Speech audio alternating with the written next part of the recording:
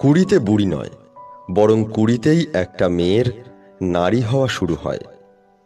মেয়েরা ছোট ছোট বিষয় নিয়ে কাঁদে ঠিকই, কিন্তু জীবনের কঠিন সময়টা হাসি মুখে কাটিয়ে দিতে পারে। মেয়েদের জীবনে স্বামী হলো সেই রক্ষাকারী ওষুধের মতো, ভালো হলে তো ভালো, আর ভেজাল হলে জীবন নষ্ট। মেয়েদের নিজের পায়ে দাঁড়ানোটা খুব দরকার, শুধু টাকার জন্য নয়, নিজের অস্তিত্বের জন্য, একটা পরিচয়ের জন্য।